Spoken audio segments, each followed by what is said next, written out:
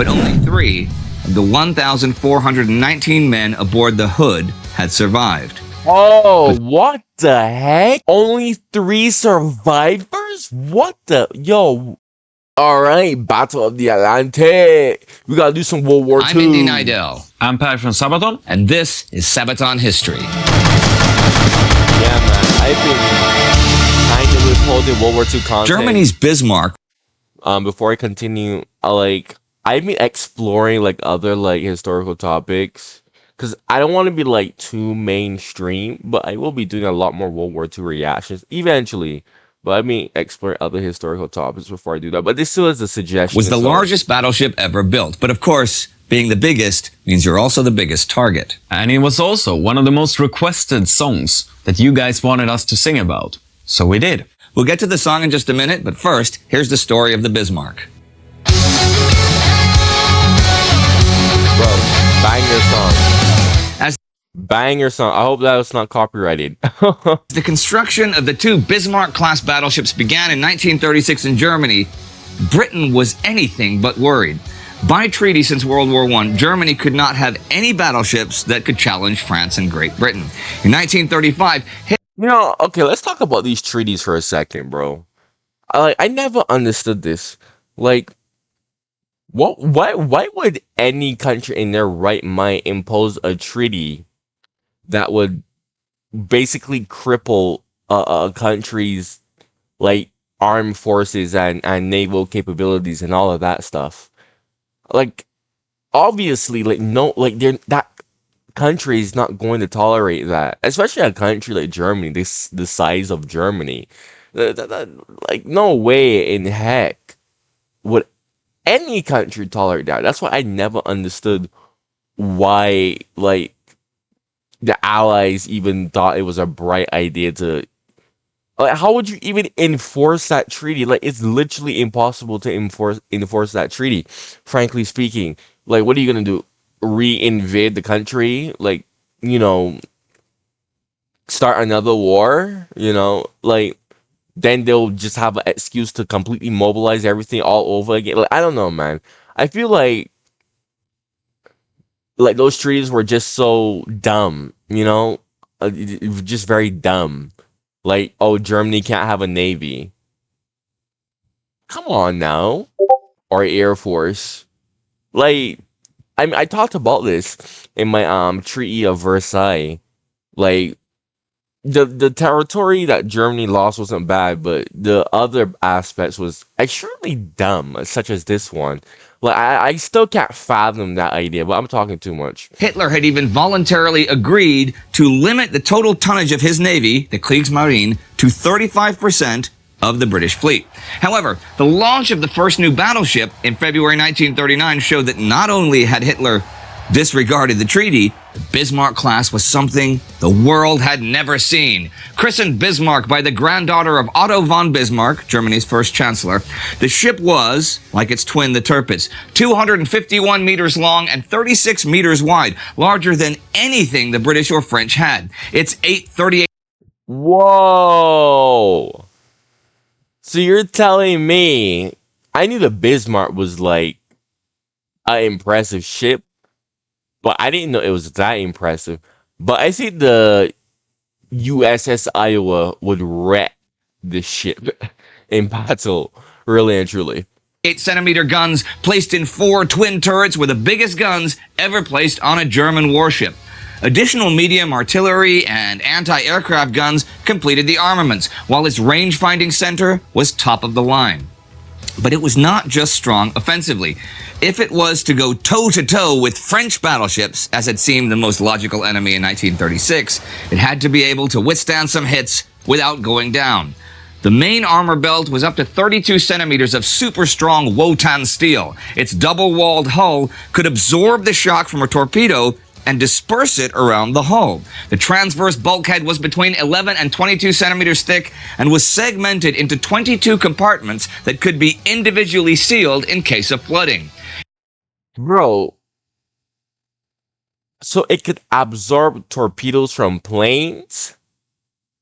Bro, the Yamato, the super battleship Yamato, didn't that sink because of torpedoes?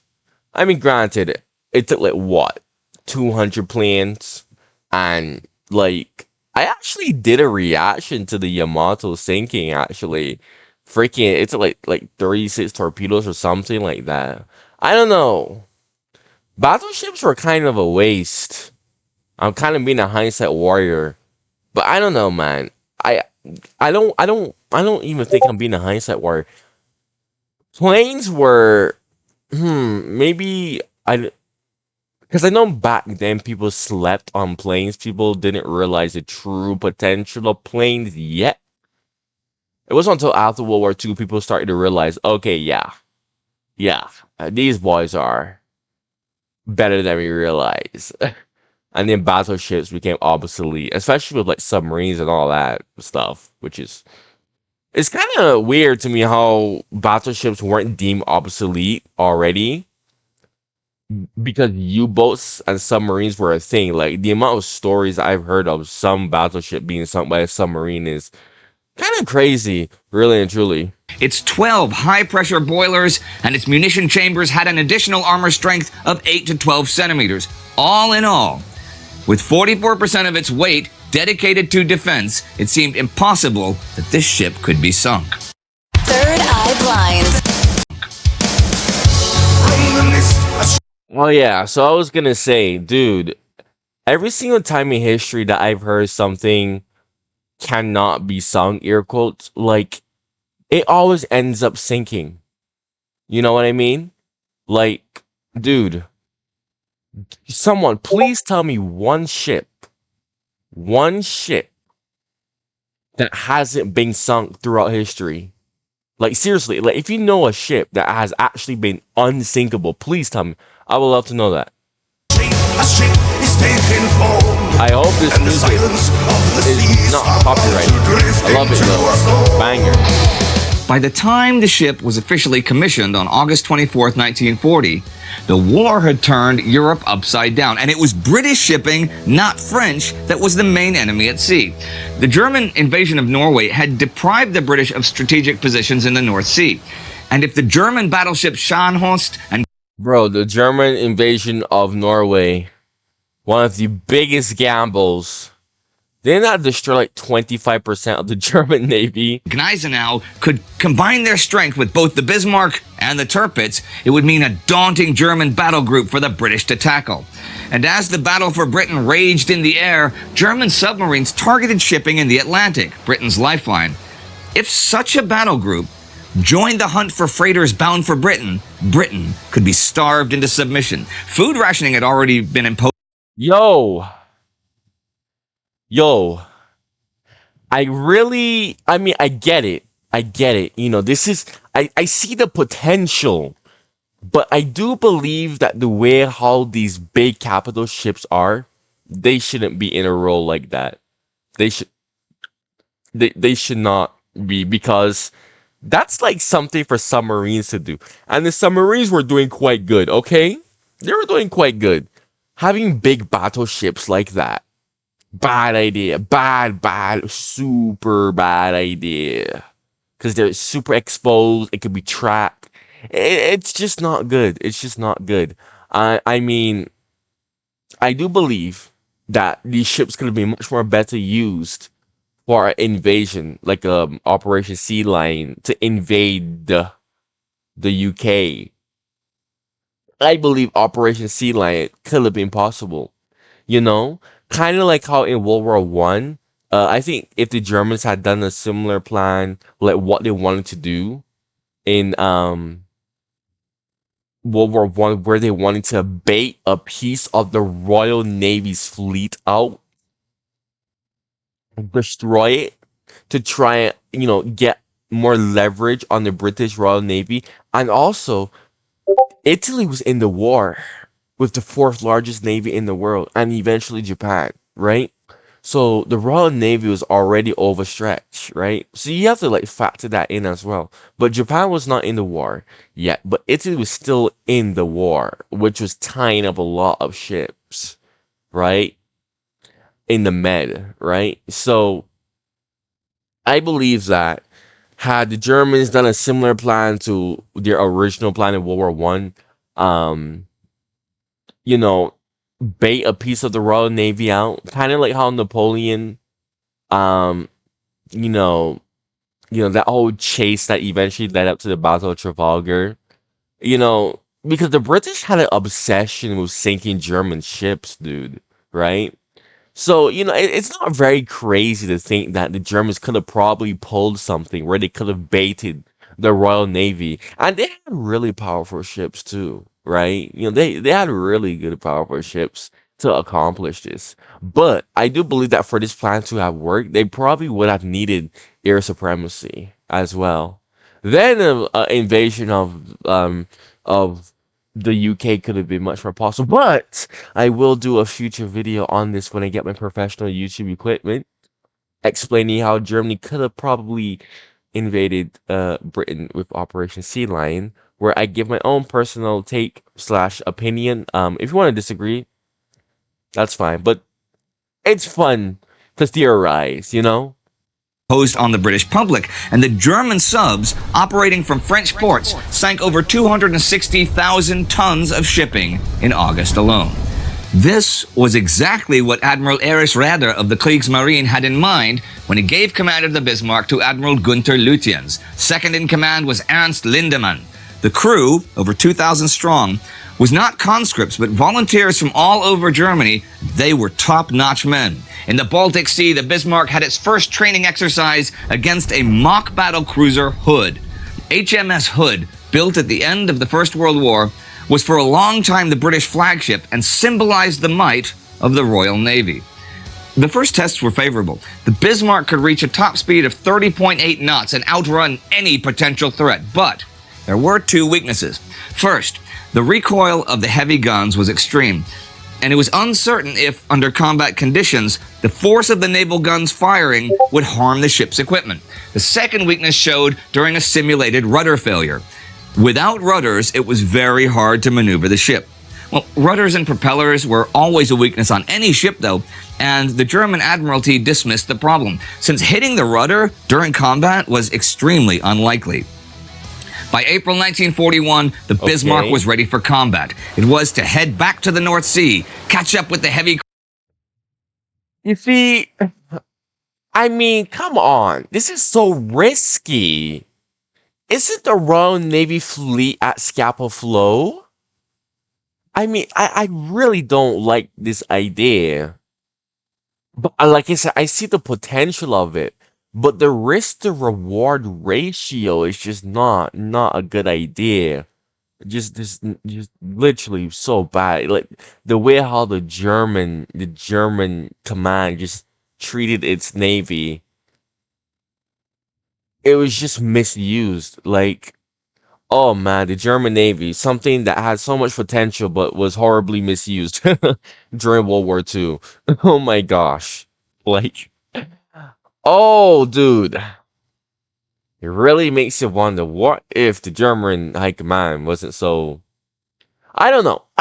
Let's see. We're like 4 minutes in. Like I said, I do see the potential, but I don't know. Before I say cruiser anything, Prince Eugen and meet Gneisenau in the Atlantic. Raeder gave the order that over 3 months, it was to sink as many freighters as possible. The might of the Bismarck would allow the battle group to even attack guarded convoys. However, at the time, both the Gneisenau and Prince Eugen were damaged awaiting repairs. The Bismarck waited. but if they're in the Atlantic for 3 months, can't the British Royal Navy send out a task force to hunt them down? Or are the ships that powerful that would be impossible? That they need overwhelming numerical superiority. Also, wouldn't they need like fuel, right?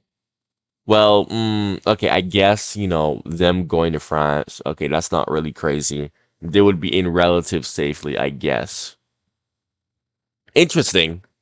On May the 5th, Adolf Hitler visited the ship. Now, Hitler was a fan of battleships. He loved the design, but he had no knowledge of tactical or strategic naval warfare. He was, however, fearful when it came to naval operations. On the one hand, he wanted to protect and Understandably so. enhance the propaganda image of the mighty German forces. On the other, he wanted to avoid agitating the neutral Americans and their freight shipping. So the Kriegsmarine So this is basically like how Germany felt in World War One, but you know, like I explained in my World War One videos, America had a clear bias anyway, so that didn't really matter. In fact, America also had a clear bias against Germany in World War Two as well, so it didn't really matter. kept Hitler in the dark about his plans. On August 18th, the Bismarck and Prince Eugen were to secretly Wait a minute, did I hear that correctly? about his plans. On August Hold 18th, on. agitating the neutral Americans and their freight shipping. So the Kriegsmarine kept Hitler in the dark about his plans. On August 18th, the Bismarck and Prince Eugen were to secretly head into the So Mr. Mustache Man didn't know what was going on? Oh my gosh. Oh, dude, no wonder why this ship. Oh, no, no. I thought it was Mustache Man who gave the orders for it to raid the Atlantic. You know what? Oh, yeah, yeah. Oh, I can see where this is going. Atlantic. Those two ships were strong enough to do some serious damage to British trade. It was likely that the British knew that the Bismarck was battle ready, but still, secrecy was the key to success. Until they reached the Atlantic, the Bismarck could run into a British trap and be overwhelmed by numerically superior forces. But you know, how they hope to keep the largest battleship in the world floating around out there a secret is beyond me. Anyhow, It's such a big target. It's such a big target. Oh my gosh. Like this is such a bad idea. Well, it's not a bad idea, but the risk. I wouldn't do something like this. Also, if I remember correctly, didn't Germany have pocket battleships that had similar roles that they were supposed to raid the Atlantic as well, but like all of them were sunk like as soon as the war began? I know there's the Battle of River Plate. Like, shouldn't that have served as an example that, hey guys, maybe sending out these big targets into the sea is a bad idea, and maybe we should just focus on submarines instead, because you know they're harder to deal with. You know? Oh my gosh. the 20th, the Bismarck was spotted, and a day later, members of the Norwegian resistance observed the German ship hiding in the fjords. They informed the British. Now, Admiral Sir John Tovey, aboard the new flagship King George V, was chief of the British Home Fleet. He was ordered by the British Admiralty to locate and engage the Bismarck. That ship was not to reach the Atlantic, period. Tovey could not, though, know the exact route the Bismarck would take. So he ordered Vice Admiral Lancelot Holland to take the Hood and make for Iceland with HMS Prince of Wales to cut off the most likely path. Back home, the Kriegsmarine informed Hitler about Bismarck's departure on the 23rd. Hitler was furious and wanted to recall the ship, fearing that the pride of Germany might be destroyed, but rather assured Understandably so, because I have the same feeling right now. This is such a horrible idea. This is so him bad. that everything was fine, especially now that the German invasion plans for Crete were finalizing. Bismarck would keep the British from sending additional ships into the Mediterranean. Bro, wouldn't you want the British to send ships into the Mediterranean so that the Bismarck can actually escape out? What? Why would you keep more ships that could potentially sink the Bismarck? Wow, it's like the German high command like wanted to lose the war. Spotted again by the evening, two British heavy cruisers, the Suffolk and the Norfolk, had taken its scent. And I mean that quite literally. The Suffolk was equipped with a superior new radar system, and the heavy cruiser shadowed the Bismarck and gave its whereabouts to the rest of the British fleet. Bismarck also seemed to be pursued by bad luck. Not only could they not evade the new radar system, the first time they fired on the pursuing heavy cruisers, the recoil of the guns damaged their own radar system. So they had no idea what was heading their way. Wow. Oh, dude. Is this gonna sink because of bad luck? It was You know, a lot of these, like, battles, especially naval battles that I always watch, there's always a string of bad luck. Really and truly. Oh, dude. Is it just me? It can't be just me. was the Hood and the Prince of Wales. The Hood had more guns than the Bismarck, but way less armor. The crew was also inexperienced because since the end of the First World War, it had not fired a shot in combat. The battleships closed in on each other. The first to draw blood was the Prince Eugen, hitting one of the Hood's munition chambers. And then, just as the Hood was turning to bring its aft guns to bear, the fourth salvo from the Bismarck smashed into it, punching through its armor and detonating inside the ship's main munition chamber. A moment of shock paused the battle as HMS Hood was engulfed by a giant fireball and split in half. The Prince of Wales returned fire on the Bismarck, damaging it, but was in turn itself hit, which destroyed the bridge and killed the officers. The Prince of Wales turned... Jeez, dude. Naval combat. Bro. Dude, naval combat, dude. As much as I love naval combat, I think naval combat is much more worse than land combat. I don't even know, bro. I don't even know. I think air would be the safest. Air would be the safest one. Yeah. But naval combat, bro. Because all it takes is one hit. One hit and that's it. Land combat, bro, if you're under fire or you're at a position or something, you know, sometimes the enemy doesn't even know where you are. Sometimes the enemy doesn't even know where you are. They just shooting shots to suppress you, right? You could probably take cover. But in naval combat, it's like, oh, look. Oh, yeah, I see him. Oh, yeah, he's on our radar. Oh, take aim. And you can't do nothing but pray to God that A, you hit them first and destroy them, or B, they miss you. Right? One hit. One hit and that's all it takes, bro. That's why naval combat is just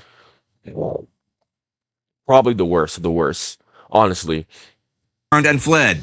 Admiral Lutyens decided not to pursue, but to check the damage on Bismarck.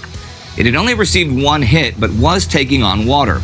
One of the boiler rooms had to be abandoned, but more importantly, the foremost fuel depots were leaking. Lutyens evaluated his options. He had damaged the Prince of Wales and destroyed the Hood, a major victory. Indeed, it had been a lucky shot, and the battle had not lasted 10 minutes, but only 3 of the 1,419 men aboard the Hood had survived. Oh, what the heck? Only 3 survivors? What the... Yo, how in the world did all of them... Bro, this is why I said naval combat is just... It's just the most... The worst, man. The worst part. But the Bismarck could not now reach top speed, and his fuel was lower than planned. Yep, Bismarck was always referred to as a he. Oh, Lutyens could return the way he came to Norway. Why? Why did they call it a he? Is it because Germany is called the fatherland? Or try to break through to Saint-Nazaire, France for repairs. He chose France.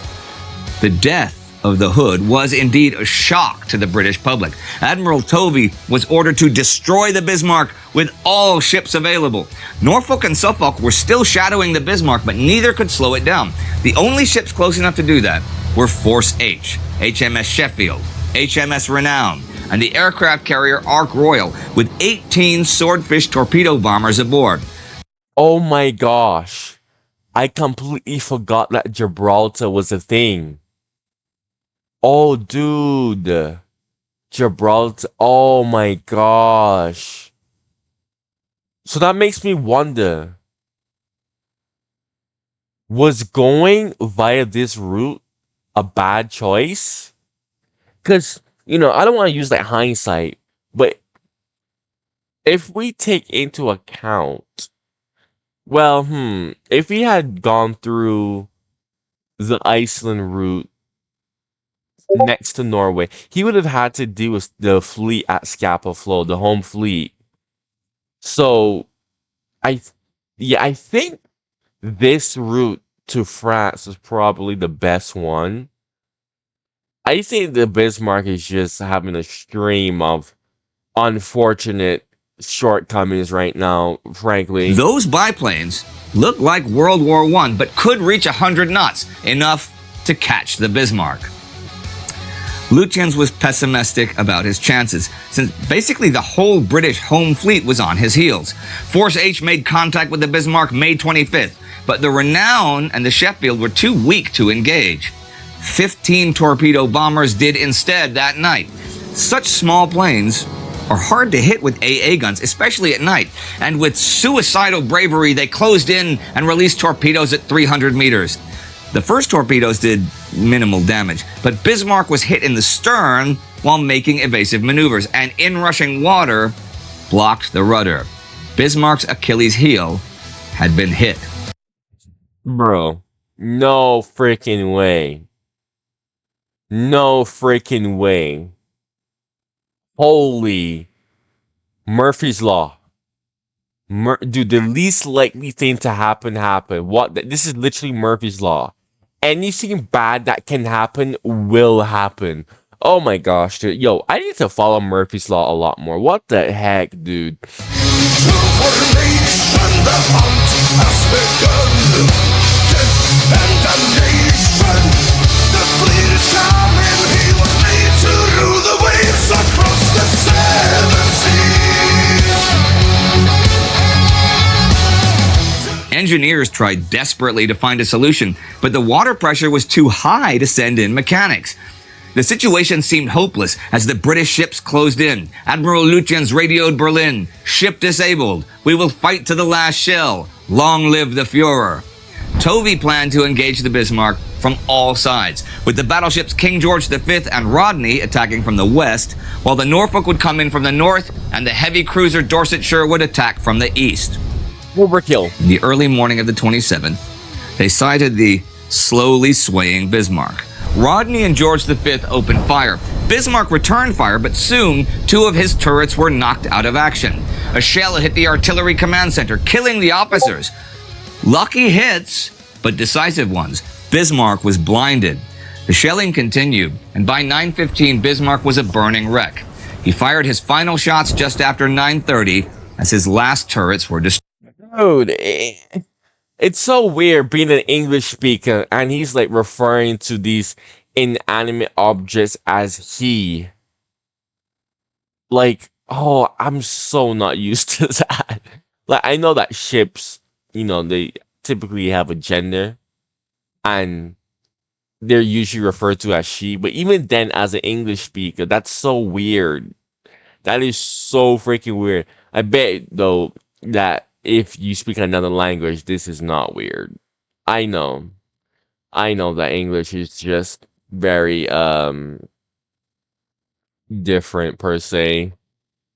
Destroyed. The flagship of the Navy, the terror of the seas. I really hope this music is not copyrighted. I pray to God it's not copyrighted. The Bismarck was done. Of the 2,876 shells fired on it, 400 hit the ship in a little over half an hour. Now it was the execution of a helpless enemy. Within the ship, it was pure hell, from poisonous gases, fire, heat, cold water, oil, and blood from the dead and dying. A 1015 Lindemann, since Lutyens was probably Blood? Blood? Blood? Bro, this reminds me of when I asked in my Napoleonic Wars HMS guide. Go check it out after this if you're interested in naval content. In my HMS guide, I said, hey, would you rather be a crew from the 19th century or the 20th century, and people say they would rather be a crew from the 20th century because, oh, better technology. And when I say 20th century, I mean like modern times, because we have better technology, bro. Like I said earlier in this video, I don't really think that matters, bruh, because how are you gonna get access to that technology, when a shell hits you and you're probably dead, or you're dying slowly, or you're trapped underneath the ship, right? These big, super huge, big pieces of metal. You have the chance of being trapped. I don't even think ships in the 19th century, like, they had that problem where you could get trapped underneath. I don't know. Maybe I could be wrong. If I'm wrong, please do tell me that. But let's continue. Dead at that point, gave the order to abandon ship. This the men who could did, as shells rained down, killing hundreds of sailors. The Dorsetshire fired 3 torpedoes as the final blow, and Bismarck disappeared beneath the waves at 10:40. Just 115 of his crewmen would survive. That's it at the Hood. Hitler learned about the disaster not from Admiral Raeder, but from the British press. The Kriegsmarine had refrained from telling him the truth, fearing his anger. And so ends the brief adventures of the Bismarck, the mightiest battleship of all. Again, the biggest ship makes the biggest target. Wow. I don't know if I should continue this. What is this? To lead the war machine, to rule the waves and lead the Kriegsmarine. So is this the end or what? So what inspired you to write about the Bismarck? All right, we get a lot of requests from our fans. Ever since the album 2010, Code of Alright, so this is kind of like unrelated to the video, because this was the Battle of the Atlantic. I don't know if y'all would want me to listen to this part, but I'm guessing not. I don't know, but I'm just gonna end it off here. If you do want me to listen to this part in the future, you do let me know. Yeah, man, freaking. If you made it this far, make sure you subscribe. If you got any more suggestions, because this was a suggestion. Someone told me to react to Sabaton History channel, so I'm like, okay, yeah, sure, why not? Make sure to like the video if you like what I have to say. If you have anything that you want me to say in this video, or should I say, if you want to respond to anything that I said in this video, I'm like half asleep right now. I'm not gonna have work tomorrow. But if you have anything to say, do comment down below. Thank you for watching, and have a good night / morning, because it's like 3 a.m.